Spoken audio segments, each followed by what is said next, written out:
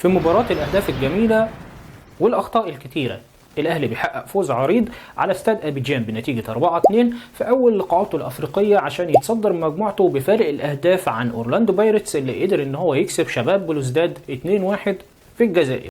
أهلا بكم، أنا أحمد عبد المرضي وده فيديو جديد من الفيديوهات اللي بنقدمها لكم هنا على قناة الكورة فين. في الفيديو ده هنتكلم عن تحليل سريع لمباراة الأهلي واستاد أبيجان.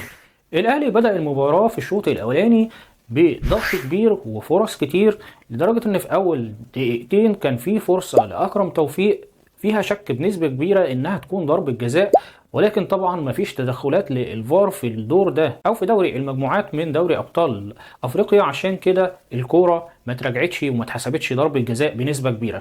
بعدها في الدقيقة السادسة مباشرة جت فرصة خطيرة لطاهر، وبعدها جت فرصة لكهربا، وبعدها في الدقيقة ال 14 أول أهداف اللقاء بيفتتحوا كهربا عن طريق اسيست من كرة عرضية جميلة لقفشة، وبعدين هدف بفينش أكتر من رائع لكهربا، وبعدها الأهلي بيحط التاني والتالت عشان يقدر في خلال بس 26 دقيقة الأهلي يكسب بنتيجة 3-0. المباراة كانت سهلة، فرقة استاد أبيجان باين إنها ما عندهاش الخبرات الكافية في البطولة الأفريقية، عندهم أخطاء كتيرة، كانوا مندفعين أمام الأهلي في القاهرة وده مش حاجة طبيعية، وبالتالي كان في أخطاء كتيرة، كان في مساحات كتيرة في خط دفاعهم والأهلي قدر يستغلها.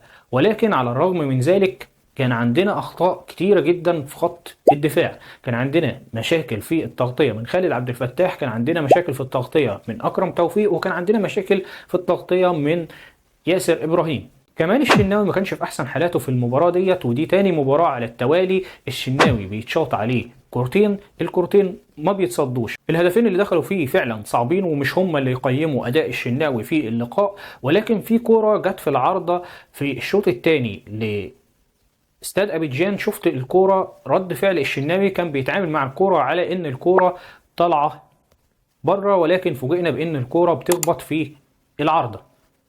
رد فعل الشناوي ده بيقول ان الشناوي مش مركز.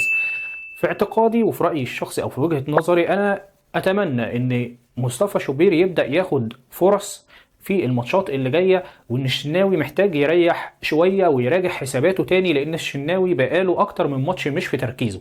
الشناوي محتاج يرجع يركز تاني عشان يرجع للمستوى اللي احنا متوقعينه منه والمستوى المعهود منه، اللي هو الأداء الكبير اللي بيقدمه محمد الشناوي. برضو من الحاجات المهمة اللي حصلت في اللقاء كانت كمية التسللات الغلط اللي اتحسبت على لاعبي الأهلي حرفيا كان ممكن يخرج بسكور ما يقلش عن 9 ل 10 تجوان في الماتش دوت، منهم مثلا في 3 أو 4 تسللات الحكم حسبهم هم مش اوفسايتات صحيحه، منهم كوره لحسين الشحات في الشوط الاول وكورتين تقريبا لطاهر في الشوط الثاني. الاوفسايتات كلها غير صحيحه وكانت ممكن تودي اللعيبه بانفرادات صريحه على المرمى يقدروا يستغلوها ويسجلوا منها اهداف.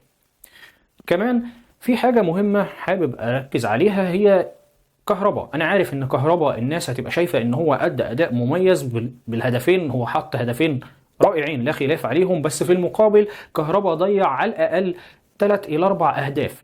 كهربا حرفيا لو مركز في الماتش دوت، وكهربا لو في مستواه الفعلي والواقعي اللي احنا متعودين عليه، كهربا كان ممكن يخرج من الماتش ده هداف البطولة. أهم لاعب بالنسبة لي في المباراة ديت واللي يمكن الإحصائيات مش بتنصفه هو محمد مجدي قفشة. محمد مجدي قفشة وأنا قاعد بتفرج على الماتش من ضمن الحاجات اللي كتبتها كده إن قفشة كان بيوزع هدايا في الماتش. قفشه حرفيا كان عمال بيوزع كي باسز او تمريرات مفتاحيه. التمريرات المفتاحيه ما بتتحسبش او الناس ما بتفتكرهاش وما بتركزش عليها، بس قفشه كان هو اللي بيحرك الاهلي، هو اللي عامل محافظ على الريتم السريع للعب الاهلي في الهجمات المرتده وفي التحولات وفي استلام الكور ما بين الخطوط. قفشه كان بيلعب في كل حته في الملعب، وهحط لكم الخريطه الحراريه بتاعته هتتفرجوا عليها. قفشه تقريبا كان مسيطر على مساحات الملعب كله، بيتحرك في اليمين في الشمال، هتلاقوه بيرجع ينزل يستلم يعمل كرات طوليه، مرة يمرر ليحيى عطية الله أو حسين الشحات، مرة تانية مع خالد عبد الفتاح، مرة تالتة هو بيلعب مع طاهر على اليمين، مرة يلعب 1-2 مع طاهر اللي يخلص بيها الجون، مرة يميل على كهربا، مرة يلعب على الجنب ويلعب الأوفر اللي جاب منه كهربا الجون الأولاني. قفشه حرفيا كان متحرك جدا وكان بيعمل كرات خطيرة جدا، كان هو اللي محرك الفرقة وكان هو اللي محافظ على الريتم السريع بتاع المباراة. قفشه باين ان هو في حاله فنيه كويسه جدا، اتمنى ان هو يحافظ عليها، واتمنى ان مارسيل كولر يقدر يستفاد منه في الماتشات اللي جايه ويديله فرص اكبر، لان قفشه يستحق فرص اكتر من كده. في النهاية قبل ما اقفل الفيديو طبعا بنبارك للنادي الاهلي، وبنتمنى ان شاء الله ان هو يتصدر مجموعته ويحافظ على صدارة المجموعة، وكمان ان الفرقة تبدأ ترجع لمستواها المعهود، ونبدأ نحقق سلسلة انتصارات متتالية في الدوري.